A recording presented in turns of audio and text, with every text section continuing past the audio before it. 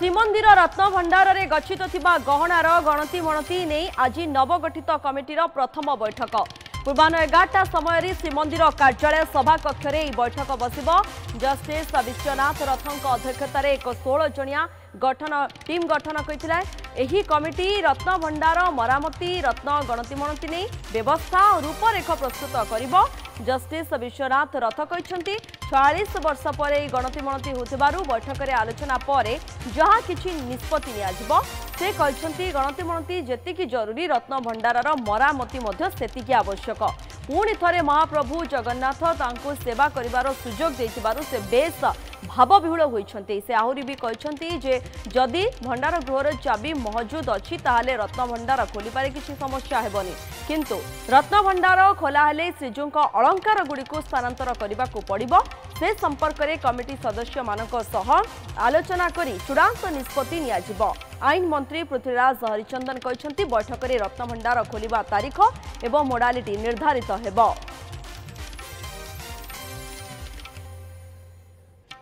अधिक सूचना देवाई पुरी ब्यूरो चीफ चित्तरंजन महांती आम सहित सीधासख जोड़ी होती। चित्तरंजन बैठक को ही अपेक्षा रही कारण आज ही निष्पत्ति सामना को आसब, सूचना कौन रोचे चित्तरंजन?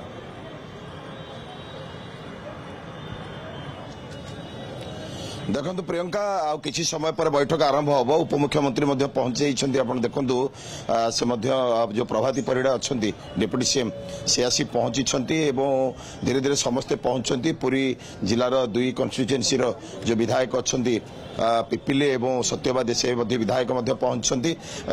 टिके प्रतिक्रिया नापी चेष्टा करवा कौन रही। मैम आ किसी समय पर जो बैठक आरंभ बड़ा गुरुत्वपूर्ण बैठक रत्न भंडार को नहीं कौन कहे, कारण जेहेतु यही समयटा प्रकृत उपयुक्त समय महाप्रभु बाहरला परे रत्न भंडार मरामती कहतु श्रीमंदिर भितर किसी मरामती कहतु ताकू नहीं बड़ा गुरुत्वपूर्ण बैठक बसिब। ए कौन मैडम रूपरेख? जो कमिटी घोषणा से कमिटीर जो अध्यक्ष अच्छा सी ही आपर मतामत देवे कि आज कौन एजेंडा अच्छे। मु भावुची प्रभुंक इच्छा जहाँ ताहा ही होउची, जहाँ होउची ये प्रभुंक लीला खेल आम समस्ते जानीचे। प्रभुंक बिना निर्देश रे जोठी गोटे बालीटे उड़ेनी से जगह जहाँ भी होउची सब प्रभुंक इच्छा।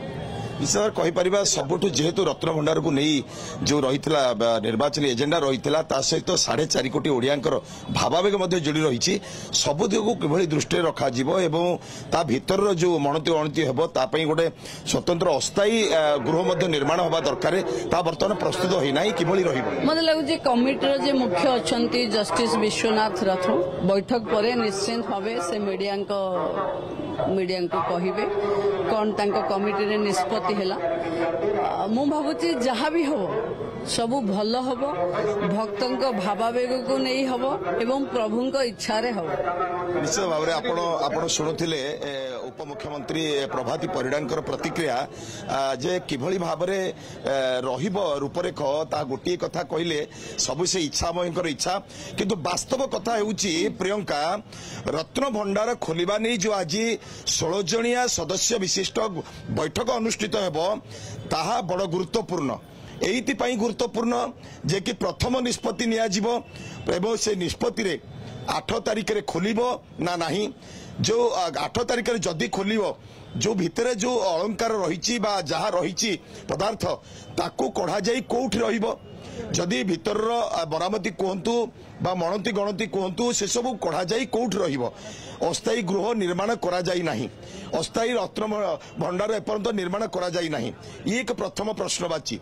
द्वितीय कथा होउची जो कमिटी 16 जणिया गठन करा जाईची सेतिरे भंडार मेकअप नहांती। भंडार मेकअप बड़ गुरुदायित्व, कारण भंडार मेकअप होउचंती प्रथम व्यक्ति जे कि भंडार चाबी तांको पाखर रहे। रत्न भंडार रे 2टी भंडार घर अच्छी, गोटे बाहर पार्श्व एवं भीतर पार्श्व। बाहर पार्श्व 365 दिन जाक महाप्रभुंकर जेते जानी यात्रा हुए जेते अलंकार चलती अलंकार अच्छी से सब रखा जाए। सुनावेश अलंकार महाप्रभुंकर विभिन्न बेसर अलंकार ये सब बाहर भंडार रे रुहे।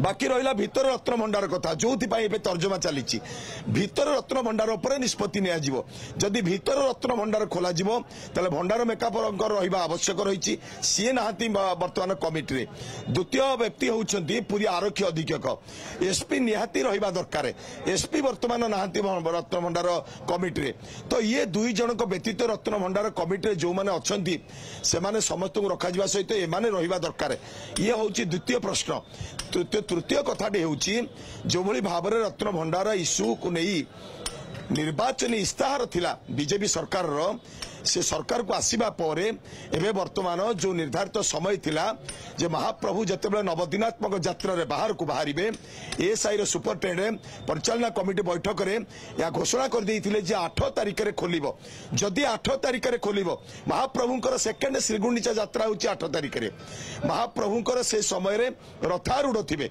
कारण 7 तारिख रे महाप्रभुंकर प्रथम श्रीगुंडीचा दिवस से दिन महाप्रभुंकर अपराह्न 5 रु 5:30 मध्य रे रथ टणा हेबार व्यवस्था रही जदि रथ टणा हेब सूर्यास्त पर आ रथ टणा हो पार ना अर्थात रथ को केवल हाथ स्पर्श करा जाई दौड़ी रे से स्थान रखा अर्थात सिंह द्वार रे विराजित हेबे 3 रथ तमाने ता परदिन 8 तारिख दिन संपूर्ण रथर प्रक्रिया करा अर्थात रथ टणा जदि से दिन श्रीमंदिर ठारू बाहरी गुंडीचा मंदिर रे न पहुंचला तबे ता परदिन को मध्य रखा तो ये ही होची श्रीगुंडीचा यात्रार जो 3 दिन ये प्रक्रिया होची बड़दाण्ड रे तो तारी मध्य जो घोषणा करा जाइथिला 8 तारिख रे जहा को आईन मंत्री खंडन कले जे 8 तारिख रे आमे घोषणा करी नाहु तेणु ता पई आमे किए घोषणा कले आमे जानी नाहु तो से गुजब तबे आजिर जो बैठक बसिबो से बैठक रे वर्तमान गुरुत्वपूर्ण होची जे किभली भाव रे बैठक रे निष्पत्ति निया जिवो 8 तारिख रे खोलिबो ना 9 तारिख रे खोलिबो ना 10 तारिख रे खोलिबो तो या सबुठारु बड़ प्रश्न बाची एबो ताहा निष्पत्ति आ किछि समय रत्न भंडार कमिटी बैठक ही ये बड़ निष्पत्ति सामना को आसीबो तारीख कथा कहंतु जो प्रक्रिया आरंभ हेबो से सब को नै अपेक्षा रहइबो धन्यवाद चित्ररंजन आपनकर समस्त सूचना पई पूरी ब्यूरो चीफ चित्ररंजन महांती सीधा सड़क आम सहित जोड़ी होइतिले ए संपर्क अधिक सूचना देउतिले।